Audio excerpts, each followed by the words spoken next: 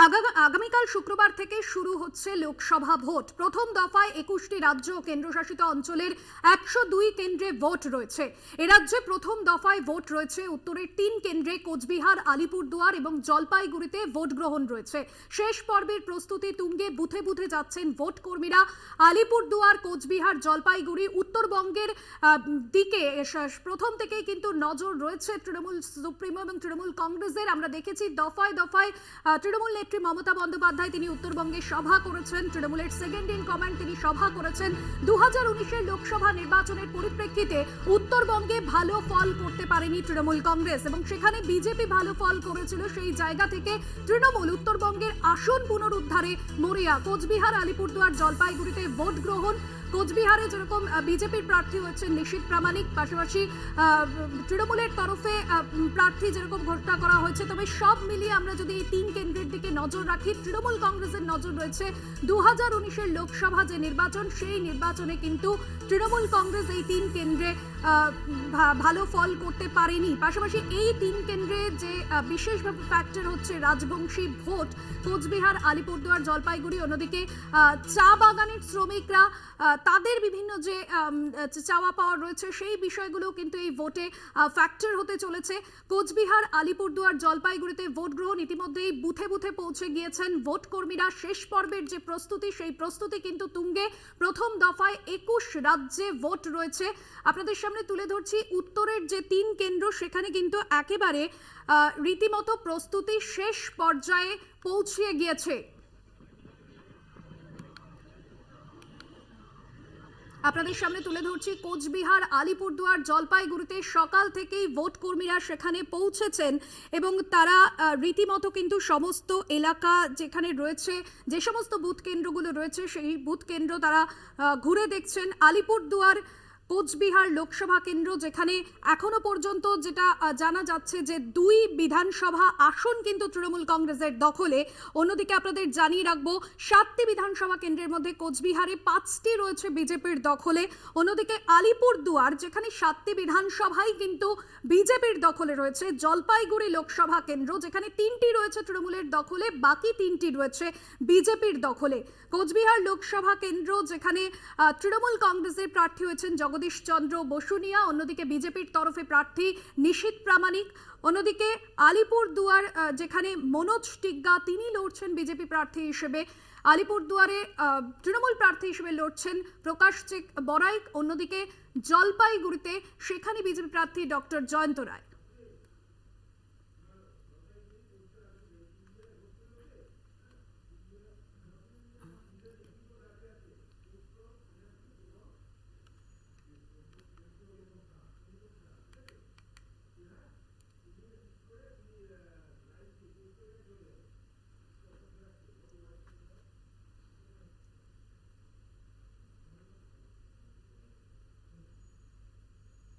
কৌস্তব, পিনাকি এবং অনুপম রয়েছেন আমাদের 3 প্রতিনিধি। আগামীকাল যেহেতু ভোট রয়েছে 3 কেন্দ্রে বাংলার, কোচবিহার, আলিপুরদুয়ার, জলপাইগুড়িতে, আমি কৌস্তবের কাছে আসবো। কৌস্তব, এই মুহূর্তে বুথে বুথে যেরকম পৌঁছে যাচ্ছেন বুথ কর্মীরা, শেষ মুহূর্তের প্রস্তুতি চলছে, ঠিক কি ছবি ধরা পড়ছে আজ সকাল থেকে?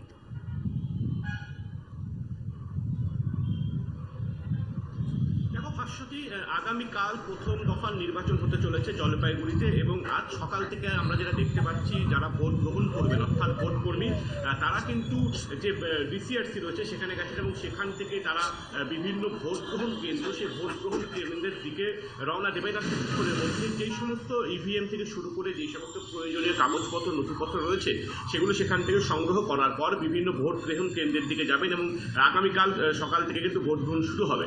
তোমাকে বলে রাখবো যে জলপাইগুড়ি জেলায় কিন্তু এবছর যে পুরুষ ভোটার সংখ্যা রয়েছে 9,58,611 এবং যেটা মহিলা ভোটার সংখ্যা রয়েছে 9,27,339 এবং পাশাপাশি তোমাকে বলে রাখবো যে তৃতীয় লিঙ্গের যে ভোটার রয়েছে 13 জন এবং মোট যে পোলিং স্টেশন রয়েছে 1,904টি, এর মধ্যে 1,149টি পোলিং স্টেশন যে রয়েছে সেটা কিন্তু সম্পূর্ণ মহিলাদের দ্বারা পরিচালিত, অর্থাৎ সমস্তটাই কিন্তু গুছিয়ে নেওয়া হয়েছে। আর সব থেকে যেটা বড় বিষয় যে প্রতিটি পোলিং স্টেশনে কিন্তু সিএপিএফ অর্থাৎ সেন্ট্রাল আর্ম পুলিশ ফোর্সের দ্বারা ভোট পরিচালনা করা হবে এবং এই মুহূর্তে কিন্তু সমস্ত যে প্রস্তুতি প্রায় শেষ পর্যায়ে। তোমাকে বলে রাখবো যে এরিয়া ডমিনেশনের কাজ ইতিমধ্যে সিএপিএফ অর্থাৎ নির্বাচন কমিশনের আওতায় সিএপিএফ সম্পূর্ণটা শেষ করেছে। মানুষের মধ্যে যে আস্থা অর্জনের কাজ শেষ হয়েছে এবং গতকাল আমরা দেখেছিলাম বিকেল 5টার মধ্যে সমস্ত রাজনৈতিক দল যারা ছিল তারা তাদের নির্বাচনী প্রচার শেষ করেছে। এখন একটা সবাই কিন্তু আগামীকালের জন্য অপেক্ষা করে রয়েছে এবং শান্তিতে নির্বিঘ্নে যে ভোট নেওয়ার বিষয়টি নিয়ে কিন্তু প্রশাসন একদম বদ্ধপরিকর। কিছুক্ষণের মধ্যে বিভিন্ন যে ভোট গ্রহণ কেন্দ্রগুলি রয়েছে সেখানে সেন্ট্রাল ফোর্স থেকে শুরু করে যারা ভোট কর্মী রয়েছে তারা আসবেন এবং আগামীকালের দিকে তাকিয়ে রয়েছেন। এবং তোমাকে বলে রাখবো আজ থেকে কিন্তু আবহাওয়া কিছুটা হলো খারাপ হয়েছে। আমরা দেখতে পেলাম গতকাল দুদিন থেকে কিন্তু এখানে হালকা ঝোড়ো হাওয়া, সেখানে শিলাবৃষ্টি রয়েছে। তাই কাজেই একটা সমস্যা কিন্তু আবহাওয়া ব্যাঘাত দিলেও দিতে পারে। তবে এই মুহূর্তে প্রশাসনের তরফ থেকে সব রকম ব্যবস্থা নেওয়া হয়েছে। এখনও কিন্তু ভোট গ্রহণ যে কেন্দ্রগুলো রয়েছে বুথগুলিতে সেখানে কিন্তু কোনো রকমভাবে ভোটকর্মী আসেনি, যেটা জানতে পারা যাচ্ছে দুপুরের পর থেকে যারা ভোটকর্মী তারা এখানে আসবেন এবং সমস্ত এলাকাটাকে কিন্তু একটু নিরাপত্তার চাদরে মুড়ে ফেলা হবে। এবং যেটা জানতে পারা যাচ্ছে যে প্রত্যেকটি জায়গায় কিন্তু সেন্ট্রাল ফোর্স যারা তারা থাকবেন। এবং গতকালকে আমরা দেখেছিলাম যে বিভিন্ন এলাকায় কিন্তু সেন্ট্রাল বাহিনী যারা রয়েছেন তারা কিন্তু রুট মার্চ করেছে, অর্থাৎ ভোটারদের মধ্যে আস্থা ফেরানো থেকে শুরু করে সমস্ত এলাকায় যে একটা নির্বিঘ্নে ভোট করা সেই দিকে কিন্তু সব থেকে বেশি নজর দেওয়া হচ্ছে।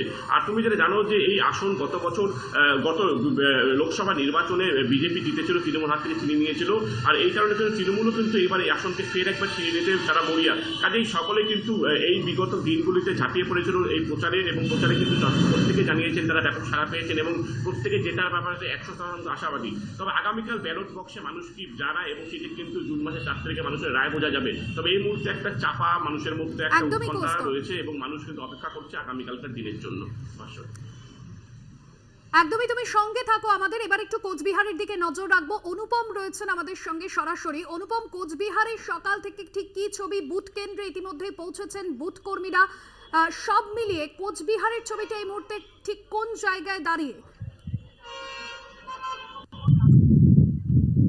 একদমই, দেখো কোচবিহার লোকসভা কেন্দ্রের মধ্যে অবস্থিত রয়েছে 7টি বিধানসভা কেন্দ্র এবং এই 7টি বিধানসভা কেন্দ্র মিলিয়ে মোট 14 জন প্রার্থী রয়েছে এবারের লোকসভা নির্বাচনে কোচবিহারে। ইতিমধ্যেই কিন্তু তৎপরতার তুঙ্গে ভোট কর্মীরা কিন্তু বুথে বুথে রওনা হচ্ছেন। এই পলিটেকনিক কলেজের মাঠ থেকে কিন্তু তারা যাচ্ছেন। প্রায় 12,000 ভোট কর্মী কিন্তু নিযুক্ত করা হয়েছে এই নির্বাচনটিকে সুষ্ঠুভাবে পরিচালনা করার জন্য। প্রতিটি বুথেই কিন্তু সশস্ত্র কেন্দ্রীয় বাহিনী থাকছে। পাশাপাশি এই ভোট যাতে শান্তিপূর্ণভাবে হয় সমস্ত ব্যবস্থা করেছে নির্বাচন কমিশনের তরফ থেকে। তবে ইতিমধ্যেই কিন্তু আমরা জেনেছি যে প্রায় 2000 বুথ রয়েছে এই লোকসভা কেন্দ্রের মধ্যে। তবে এই হাই ভোল্টেজ লোকসভা কেন্দ্রের মধ্যে কিন্তু ইতিমধ্যে তৎপরতা শুরু হয়েছে। তৃণমূল কংগ্রেস যেমন মরিয়া এই আসনটিকে পুনরুদ্ধার করার জন্য, পাশাপাশি বিজেপিও কিন্তু এই আসনটি ফিরে পেতে আবার কিন্তু তারা মরিয়া চেষ্টা চালিয়েছেন। ইতিমধ্যেই কিন্তু প্রধানমন্ত্রী, মুখ্যমন্ত্রী সহ বিভিন্ন রাজনৈতিক দলের নেতৃত্বরা এই লোকসভা কেন্দ্রে সভা করেছেন। তবে শেষ হাসি কে আসবে সেটাই এখন দেখার। তবে এই মুহূর্তে কিন্তু পলিটেকনিক কলেজে জোর তৎপরতার সঙ্গে চলছে ভোট কর্মীদের কাজ। ইতিমধ্যে কিন্তু তারা বুথে বুথে রওনা হচ্ছেন। একদমই অনুপম, তুমি আমাদের সঙ্গে থাকো। পাশাপাশি আলিপুরদুয়ারের দিকেও নজর রাখবো। তবে সময় এখন একটা বিরতির, ফিরে আসছি বিরতির পর, সঙ্গে থাকো। 3 কেন্দ্রের ছবি আপনাদের সামনে যেরকম তুলে ধরছিলাম, কোচবিহার জলপাইগুড়ির আপডেট নিলাম। তবে আলিপুরদুয়ারের দিকে নজর রাখবো। আলিপুরদুয়ার থেকে পিনাকি রয়েছেন আমাদের সঙ্গে। পিনাকি, আলিপুরদুয়ারে এই মুহূর্তে সেখানকার ঠিক কি ছবি? আলিপুরদুয়ারের যে 7টি বিধানসভা কেন্দ্র বিজেপির দখলে, তৃণমূলের কাছে লড়াইটা কতটা জোরদার হবে?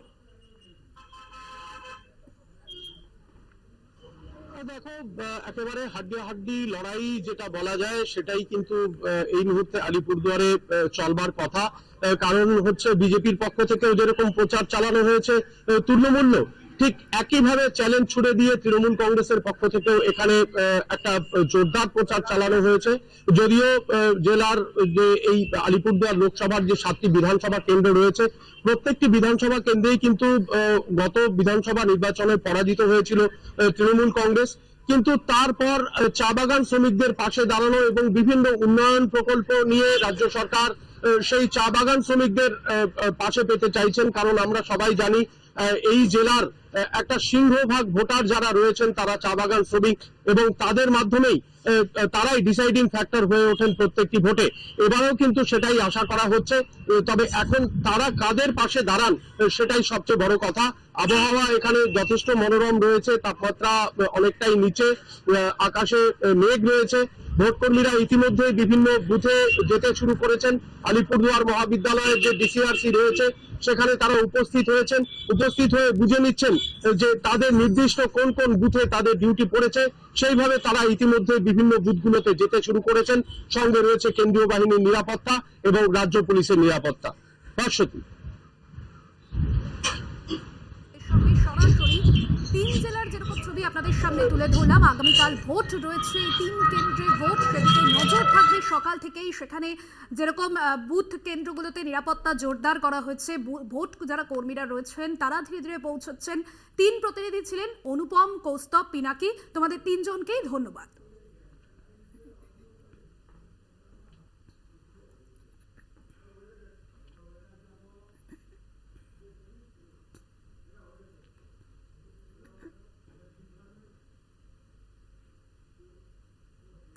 এবার আবহাওয়ার খবরের দিকে নজর রাখবো। দক্ষিণবঙ্গের 11টি জেলায় তাপপ্রবাহের সতর্কতা। 22 এপ্রিল পর্যন্ত তাপপ্রবাহের সতর্কতা। পশ্চিমের জেলাগুলিতে কমলা সতর্কতা, হুগলি, বর্ধমান, 2 মেদিনীপুরে হলুদ সতর্কতা জারি করা হয়েছে। কলকাতায় সর্বোচ্চ তাপমাত্রা 39.4 ডিগ্রি সেলসিয়াস।